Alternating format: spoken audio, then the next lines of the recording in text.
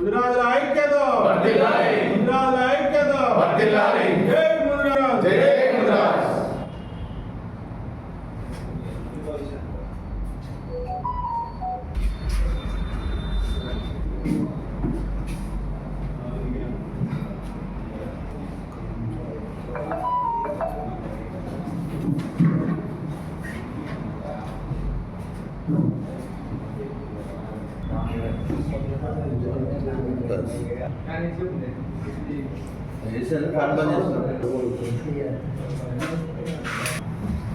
ఈరోజు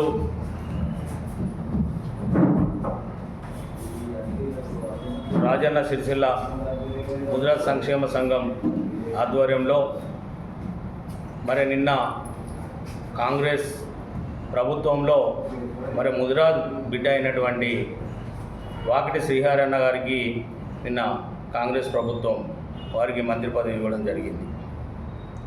అదే తరహాలో ఈరోజు మా రాజన్న సిరిసిల్ల ముదిరాజ్ సంఘం ఆధ్వర్యంలో, సంక్షేమ సంఘం ఆధ్వర్యంలో, మరి ఫిషరీస్ ఆధ్వర్యంలో, అన్ని సంఘాల కుల నాయకుల ఆధ్వర్యంలో మరి ఈరోజు వారికి కృతజ్ఞత తెలుపుచున్నాం. అదే రకంగా మరి ఆనాడు రాష్ట్ర ముఖ్యమంత్రి వర్యులు రేవంత్ రెడ్డి సార్ గారు, ముఖ్యమంత్రి రేవంత్ రెడ్డి గారు ఆనాడు బహిరంగ సభలో ఖచ్చితంగా మీ ఎంట మేము ఉంటాం, మీకు న్యాయం చేస్తామని చెప్పి, ఆగస్టులోనే చేస్తామని చెప్పి మరి చెప్పడం జరిగింది.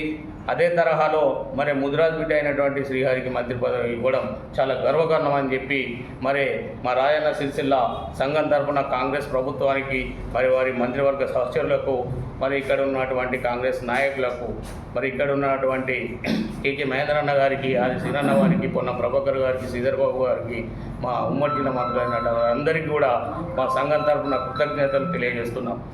ఇవల్ల రానున్న రోజుల్లో మరి ఏదైతే రిజర్వేషన్ ఉందో 42% రిజర్వేషన్ ఏదైతే ఉందో ముదిరాజులకు కూడా సమాన హక్కులు కల్పించాలని చెప్పి స్థానిక సంస్థల్లో ఈ సందర్భంగా మేము తెలియజేస్తున్నాం.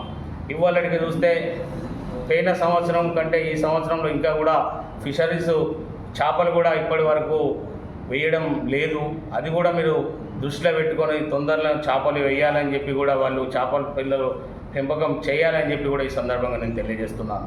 ఇంకొక విషయం ఏంటంటే ఇవాళ బీసీడీ నుంచి ఏకు మార్చాలని చెప్పి మీరు ఆనాడే చెప్పారు, కామారెడ్డిలో చెప్పడం జరిగింది. అదే తరహాలో బీసీడీ నుంచి ఏ వరకు మార్చాలని కూడా మా కాంగ్రెస్ ప్రభుత్వాన్ని, మేము ముఖ్యమంత్రి రెడ్డి గారిని మేము మా సంఘం తరఫున మిమ్మల్ని అడుగుతున్నాం. ఎందుకంటే ఇలా మా పిల్లలను చూసుకుంటే 500-600 మార్కులు వచ్చినప్పటికీ కూడా వాళ్ళకి ఇలా రిజర్వేషన్లు లేక ఇలా రోడ్ల మీద తిరిగే పరిస్థితి ఉంది. కాబట్టి ఇది దృష్టిలో పెట్టుకొని ఖచ్చితంగా దీన్ని అమలుకు తేవాలని చెప్పి బీసీడీ నుంచి ఏ వరకు అని మా సంఘం తరఫున మిమ్మల్ని అడుగుతున్నాం. ఇలా మా రాజన్న సిరిసిల్ల జిల్లాలో మరి ఇప్పటి వరకు కూడా మా సంఘం తరఫున, అన్ని సంఘాల తరఫున మేము ఒకటే తెలియజేస్తున్నాం, మా రాజన్న సిరిసిల్ల జిల్లాకు కూడా ఒక మంత్రి పదవి ఇవ్వాలని కూడా ముఖ్యమంత్రి రేవంత్ రెడ్డి గారిని కూడా మా సంఘం తరఫున, మా జిల్లా తరఫున మిమ్మల్ని అడుగుతున్నాం. ఎందుకంటే ఇప్పటికీ ప్రజాపాలన, ప్రభుత్వం కాబట్టి మేము అడుగుతున్నాం. ఇప్పటికీ మా సిరిసిల్ల జిల్లాలో జ్యోతిరావు పూలే విగ్రహం లేదు. మొన్ననే పొన్నం ప్రభాకర్ గారు జ్యోతిరావు పూలే పెట్టాలని చెప్పి ఆదేశాలు ఇచ్చారు. ఇక్కడ ఏది మన అంబేద్కర్ దగ్గర కూడా పెట్టాలని చెప్పి కూడా మా నాయకులు, మా విప్పు గారు, మా మహేంద్రన్న గారు, కాంగ్రెస్ నాయకులు కూడా దాన్ని తీసుకొచ్చిన సందర్భం వారికి కూడా కృతజ్ఞత తెలియజేస్తున్నాను. ముఖ్యంగా ఏంటంటే బీసీడీ నుండి ఏకు మార్చాలని చెప్పి మేము ఈ సందర్భంగా మీకు మరొక్కసారి మా సిరిసిల్ల సంఘం తరఫున మీకు కృతజ్ఞత తెలియజేస్తూ, మరి వాకిటి శ్రీహరి అన్నకు, మరి వారందరికీ కూడా ప్రెస్ మిత్రులకు కూడా కృతజ్ఞత తెలియజేస్తున్నాం.